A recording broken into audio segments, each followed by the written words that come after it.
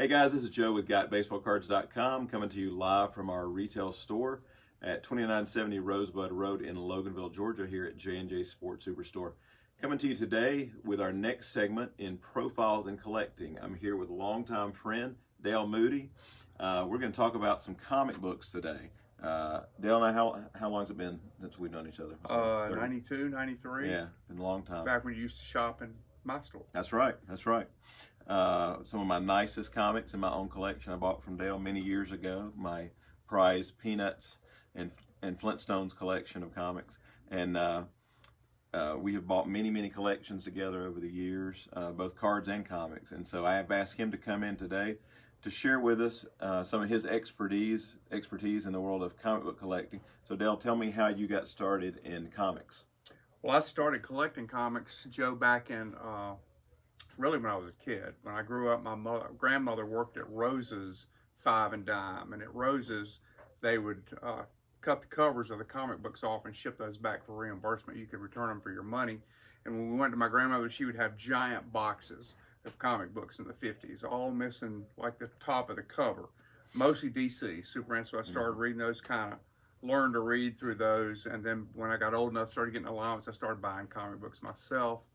And then when Marvel hit in '61, I was about 10 years old, and I used to buy all of the monster kind of comics. And I remember when I bought my first copy of Fantastic Four #1, I thought, this is the greatest thing I've ever read. And so I got hooked on Marvel comics and switched at about the age of 10 to Marvels, and read comic books consistently, all these different titles, and ordered them and read them up until probably about 1995. I kept up with everything that was going on in all of the Marvel comics.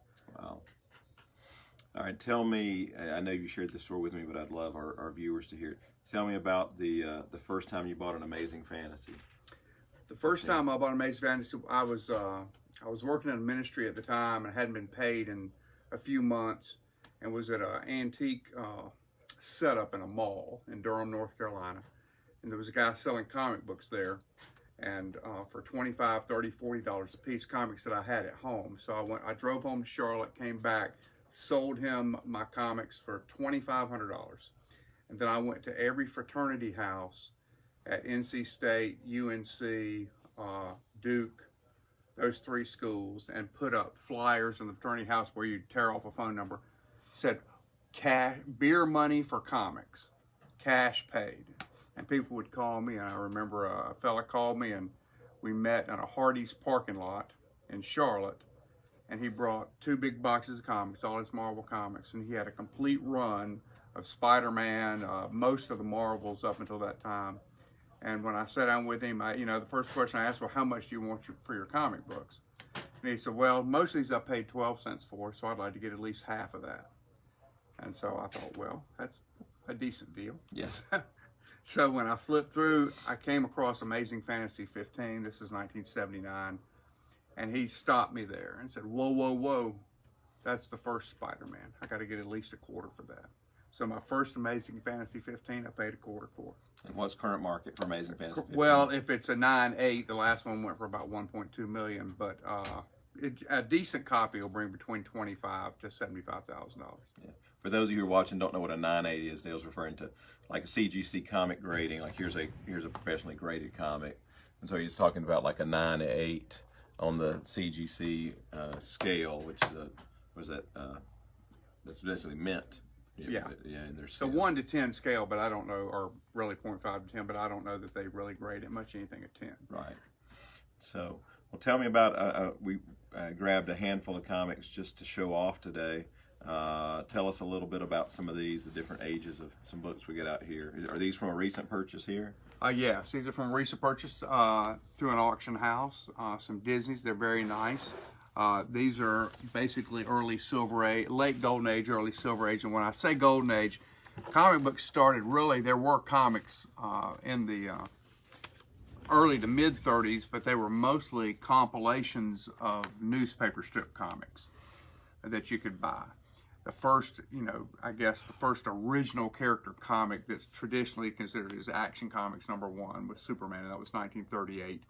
And through the years, that's when the original comics started coming out, where they were written specifically for a comic book. So the golden age of comics is about 1938 until around 1954.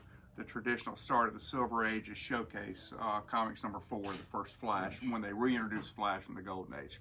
So when you look at a comic book like this is a golden age comic Cavalcade number 25 here. And if you look on the cover, it features current, very popular characters in a different format. This is the Green Lantern. Wonder Woman is easily recognizable. Green Lantern not so much, except for his lantern. And this is the Flash. The Flash looks totally different today. These were the Golden Age characters. Superman was a Golden Age character, Batman. And so, and then in Marvel, the Submariner was a Golden Age character, Captain America. Human Torch. The Human Torch. The original Human Torch, who was actually an android who could burst into flames. So these are Golden Age characters. So the beginning of these characters existed probably into the 40s, and then some of them died out. They didn't have their own book. In the late 50s, or excuse me, the late 40s, early 50s, comic books really switched to crime. There was a lot of crime comics, horror comics. Superman and Batman were still pretty traditional and pretty staple, but there's a wide variety. Love comics. Every genre you can think of had comic books. Comic books based on movies, based on TV shows. So the Golden Age ended in about 1954 with the Showcase number 4, which reintroduced the Flash in his current incarnation today. Mm-hmm. And actually one of the more valuable comics is the current the Flash comic number 123, was when this Flash and the current Flash met each other in a comic book. Mm-hmm. Pretty valuable comic there. So that's what the Golden Age is. Then we move into the Silver Age, and this is also a Golden Age. This is a Golden Age Walt Disney comic.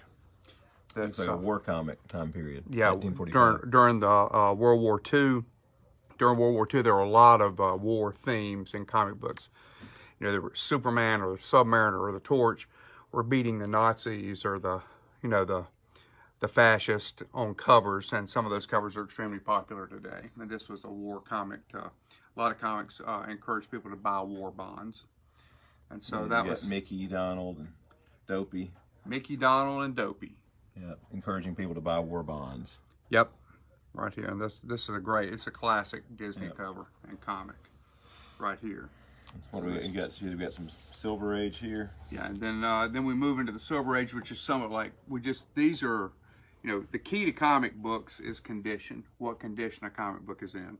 You know, these comic books, this Golden Age comic is probably a good condition comic. Good, maybe a little bit better than good because the spine is still attached and it's in pretty decent shape.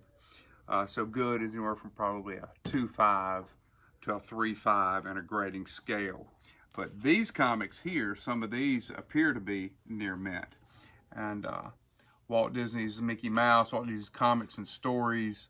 I believe one of these is the first Beagle Boys, but because they're not on the cover, I'm not quite sure which one. So it's a first appearance. It may be on the back. I think it says on the back. Yeah, this is the first appearance of the Beagle Boys, which are a popular character created by Carl Barks in the Disney comics. And so this is a beautiful copy of that. The higher the grade, the higher the value of the book.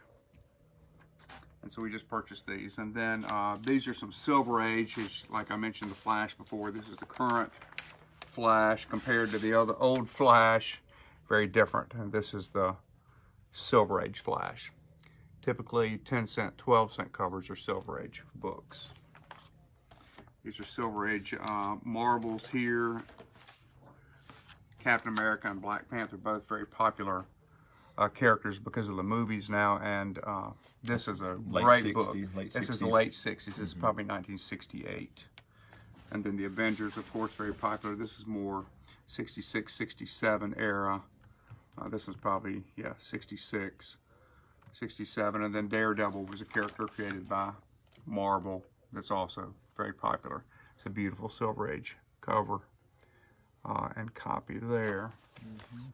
And then we move in, after that we move into the Bronze Age. We don't have any Bronze Age here, but the Bronze Age started in about 69. And it's kind of got kind of a floating ending to the Bronze Age. But that's 20-cent comics, 25-cent comics. Typically, when they went to about 30 cents, 35 cents, that's what's called the Copper Age, up until modern comics. And there were a lot of characters created in the Bronze Age of comics. Yeah, and I mean, what's been amazing to me is just showing the state of the market, because I was born in '68. I was telling somebody the other day, I'm shocked that I read where a comic from 1974 brought, what, $250,000. The first Wolverine was at 1974. It was Hulk 1974, Hulk 181. Yeah. What other big key books are there back in the Bronze Well, there's Age? Spider-Man 129, which is the first Punisher. That's an extremely key book. That sells for a lot. The first Wolverine, the new X-Men. X-Men was a title that came out in the 60s. But by about issue 65 or so, I think it was 67 when they started doing the reprints. Yeah, started doing the reprint. Right. I knew it was in the late 60s. Yeah. So about 67, they started reprinting earlier copies. And so they reprinted them up until, for maybe 3 or 4 years, up until issue 94. And then there's a book called Giant Size X-Men. Giant Size became a book where Marvel tried out some things. Giant Size X-Men #1 introduced the new X-Men, kind of the X-Men that we know today.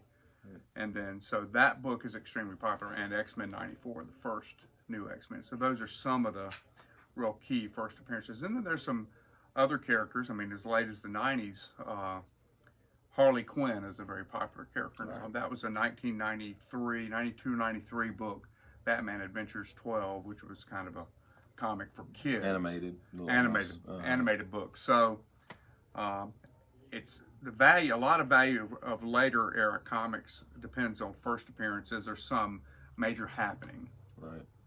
Tell us about, because we both lived through this. For those who don't know, back in the early 90s, there was a huge surge in the comic market, and our company back then, that's around 92, 93, 94, we were wholesaling comics around the state to other retailers and buying large quantities, and then came the crash of the mid-90s. Tell us your remembrance of that, because you were as heavily involved in it as I was, or more so. Well, yeah, it was kind of the comic books model followed the sports card model. Right. Probably the mid 80s in sports card, getting off of comics for just a second, was people were digging through their attics and coming up with cards from the 30s, the 40s, and the 50s, and they were selling for massive amounts of money. Right. So everybody started to think, well, I'm going to pay for my kids' college by buying baseball cards. Right. So immediately the card companies thought, well, if everybody's going to buy them, we'll make more. So there was a glut of cards. Comics, at the tail end of the card market doing that, comics got very popular, and so there were a couple new companies, Valiant, Image was coming on the scene, and so they were broadening the number of books, number of characters, and so there was massive production of books. I still remember walking into a guy's shop about 1994, 95, and he had told me he had just ordered 10 cases of Turok #1. With this beautiful gold cover, really a beautiful book, and actually a great book to read. But with 200 books in a it was probably case. Me. I think we bought about 1,000 copies. Yeah, and I bought about 1,000 copies. Yeah. So this was a guy over in off Beer Run where they used to do a card show over there. But that book to me signified the crash of the comic book market. That and from my remembrance, we had the Death of Superman, which was a great seller. I think I bought 500 copies. We sold through everything, and it was immediate, like a $20, $25 book. Mm-hmm. But then a few months later, they did the Return of Superman, and this is when the market was starting to turn, and everyone who had heard how hot the Death of Superman book had been loaded up and bought large quantities of the Return of Superman. Right. They did a black cover, black bag cover, and a white bag cover, and I remember that. And Valiant, as you said, was a very popular publisher then, and they had a title called Bloodshot with a big chromium cover, and that one was heavily ordered. And back in the day, we would sometimes order several thousand of one issue, and part of it was for customers, and part of it was investment because we got caught up in the same thing. And then I remember when the crash hit, a number of the shops we were supplying all of a sudden, no, I don't really want my order now. Right. And so we we really struggled because we got stuck with thousands of comics from other retailers who refused to honor their orders. And so soon after that, we got out of the new book market. We decided we didn't want to be eating large quantities of new books, and we still have always enjoyed buying the vintage collections. But and the new market today is very different. I think it's probably a lot more stable because people aren't buying, thousands of copies for investment necessarily.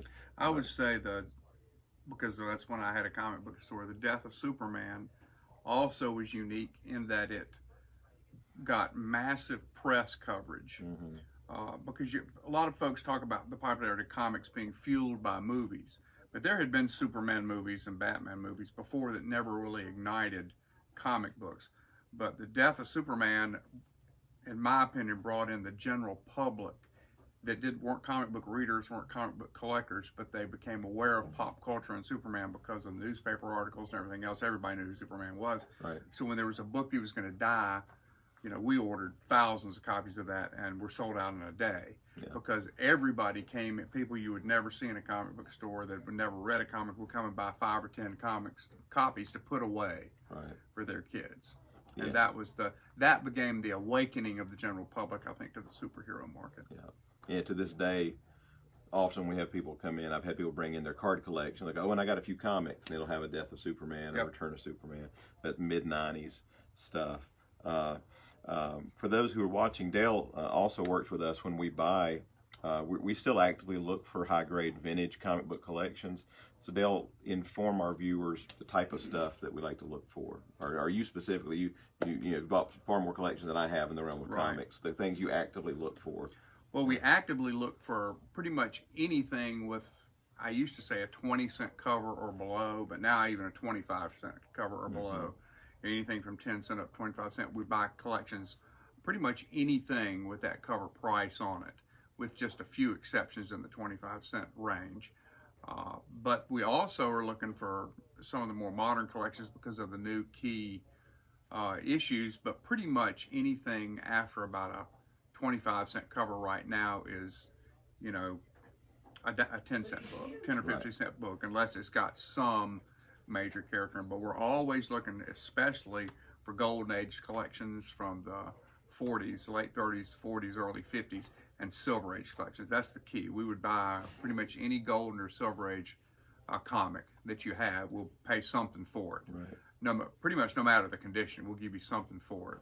After that, bronze is still highly desirable up to the 20-cent, 25-cent covers. So, and we're really looking for superheroes. I mean, superheroes really fuel the market, but horror comics, crime comics, even love comics have gotten very popular in the last few years. Funny animal comics, some of the Disney stuff still hasn't caught on as much. A comic that has caught on is Archie. Archie has become popular, especially early Archies from the 40s, because of I've always loved those. Always loved those as a kid, and still have a lot of those. And of course, I actively buy Peanuts and Flintstone comics still. So, still working on my personal collection there. And I'm working on my personal collection too. Yeah. Marvel, I really love the horror marbles now. Stuff with horror monsters. Okay. Those are cool. Okay. Well, what words of advice would you give to young collectors who are just getting into collecting comics? I'd say if you're just getting into collecting comics, you're better off spending a decent amount of money for a book. Number one, find something you like, a character you like, and then buy a book that's in really nice condition. Because if you're buying as a collector, plus you will hope to get something out of it at a later date, condition is everything. For example, you can probably take, a comic book like Comic Cavalcade. Here in this condition might be in good condition, a $400 or $500 book. But if it was in a near mint condition, you're probably looking at a $75,000 book. So as you look at the future, condition matters. It's better rather than to say, oh, I'm going to go spend $3 for a book just to read it. Right. If you enjoy doing that's fine, but if you've got the $20 to spend on a better copy, I'd say buy a better copy. Take care of it. They make bags and boards that are acid free. The key to comic collecting is to take good care of the comics that you buy. And if you have any really higher dollar stuff, I recommend having them graded, like the Bone comic here. Send them in, and here Yeah. We also take submissions to be graded by CGC. If you have comics you like to bring in, we can get those graded for you, just like cards. Yeah. All right. Well, you talked about the movie market. You're usually keeping up with the upcoming superhero movies. What do you think?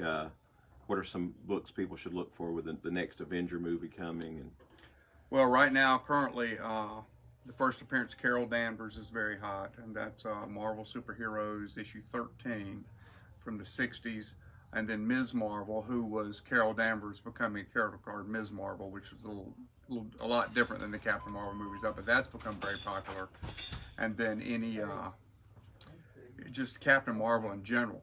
Also, with a new movie coming, Shazam, there's still pretty affordable Shazam comics from the 70s. Shazam, first 10 issues, first 15 issues are still a decent buy.